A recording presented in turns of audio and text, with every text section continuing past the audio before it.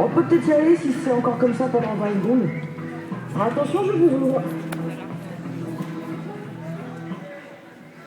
La petite balade d'Art Mango et Lara Guirao, c'est une nouveauté sur France Bleu Haute-Normandie. Quelle histoire.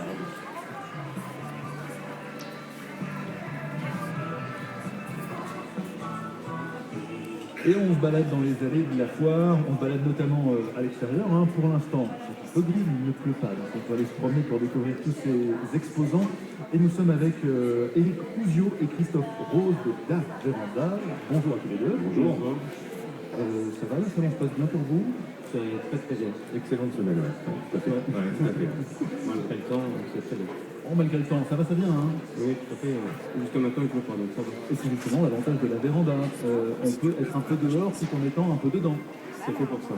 C'est vraiment la pièce à vivre. Alors ça se développe, hein, les vérandas au Confond? Non, on est en pleine expansion au niveau véranda. On en fait quand même pas mal maintenant. Et c'est plus du tout les vérandas qu'on a trouvé dans le temps. Donc c'est vraiment la pièce supplémentaire, la pièce à vivre, profiter du jardin en étant à l'abri à l'intérieur. Parce que c'est une pièce supplémentaire qui ne demande pas trop de tracasseries administratives aussi. On est passé quand même jusqu'à 40 mètres carrés de demande des travaux et au-dessus un permis de construire. 40 mètres carrés pour une véranda, c'est déjà pas mal. C'est une belle pièce, tout à fait. Déjà bien. Alors quel type de véranda est-ce que vous faites? Ce sont des vérandas assez modernes, hein? On a tout type de véranda, c'est-à-dire qu'on peut passer de la véranda classique, victorienne, etc. Et puis ce qui est très tendance actuellement, c'est ce qu'on appelle chez nous le toit terrasse. Donc là, c'est vraiment de la véranda très moderne, design, un petit peu style japonais, avec un fil de lumière central. Donc là, c'est vraiment la tendance. Ça vient plutôt, c'est une influence de la Belgique, qui sont très friands de ce genre de produits. Et ça arrive sur le marché français en très grande force, donc on travaille beaucoup là-dessus. Et je pense que d'ici quelques mois, c'est ce qu'on va faire en majorité. Toit terrasse, ouais. Éclairez-moi un petit peu. Comment en fait, il y a une partie plate, c'est-à-dire que vous avez des grands pans, des grands châssis glissants, et dessus, le toit est plat, et simplement avec un fil de lumière central. Donc il n'y a plus de pente de toiture, en fait. C'est très très joli, c'est très tendance.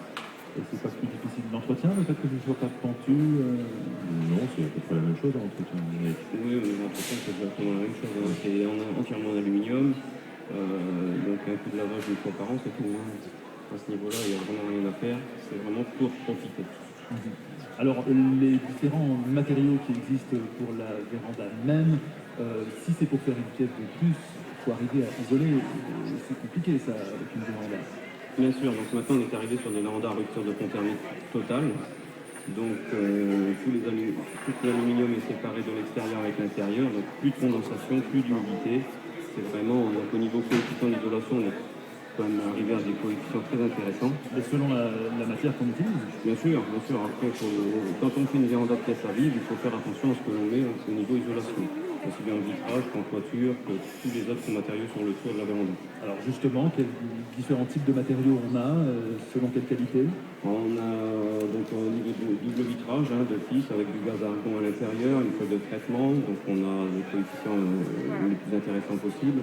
Après au niveau de la toiture, on travaille avec du Thermotop. Thermotop, c'est une mousse polyuréthane compressée avec acoustique de façon à avoir une isolation très importante. Ça c'est le top, mais on n'est pas obligé d'avoir le top. On est au top. Non mais il existe des qualités inférieures qui sont un petit peu moins chères, j'imagine. Bien sûr, alors après, si vous voulez, on fait aussi la véranda de demi-saison où vous allez pouvoir, qui est quand même un petit peu moins isolée, où vous pourrez en profiter plus en demi-saison, un peu plus difficile à chauffer aussi l'hiver. Alors comment ça s'échelonne en termes de prix? Juste la véranda, on ne parle pas d'installation.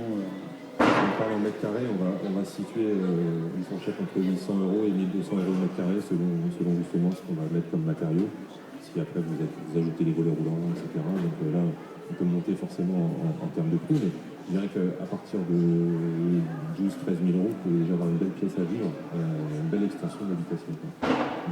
Alors on a parlé d'isolation thermique, moi je pense aussi à l'isolation phonique, parce qu'on est dans une région, on va dire, il pleut de temps en temps. Non, du tout. Et quand il pleut sur la tête, quand on est sous la véranda, on a un peu envie de rentrer à l'intérieur. Alors c'est vrai qu'on y fait très attention parce que régulièrement il pleut en Normandie et donc on a des produits qui sont acoustiques, donc qui vont couper justement, qui atténuent complètement le bruit des intempéries. C'est vrai ça? Oui, bien sûr, c'est prouvé. Hein. D'accord, alors il faudrait que je visite l'une de vos vérandas modernes, parce que voilà, pour moi c'est l'un des problèmes souvent avec la véranda. Voilà, comme dans des régions où il pleut moins, c'est toujours très agréable. Dans nos régions, bah, il faut se rapatrier un petit peu quand il pleut. Non, mais on équipe par exemple des restaurants avec ce genre de plaques justement isolantes. Parce que pour la clientèle, quand on train de déjeuner, c'est vrai que c'est un petit peu délicat d'avoir de la pluie qui tombe sans jamais sur. Et je peux vous dire que c'est une efficacité redoutable. Redoutable. Ouais, tout à fait. D'accord, donc n'hésitons plus. Bon, il faut avoir un petit budget hein, pour se lancer dans la véranda. C'est pas forcément un truc qu'on installe soi-même en plus. Ah non, faut faire ça par des professionnels. Parce que voilà, On peut le faire, hein, ça existe en kit, mais bon, c'est un peu délicat à poser. c'est risqué. C'est risqué. Hein. Ouais. Surtout au niveau de la garantie. Alors, on peut vous retrouver évidemment sur cette foire de Rouen jusqu'à lundi, Tout à fait. pour découvrir les vérandas de Bar Véranda. Merci à tous les deux, Eric Gillot, Christophe Rose. Je vous renvoie vers vos affaires. Merci à vous. Très bien, merci. Bonne journée. Au revoir. Au revoir.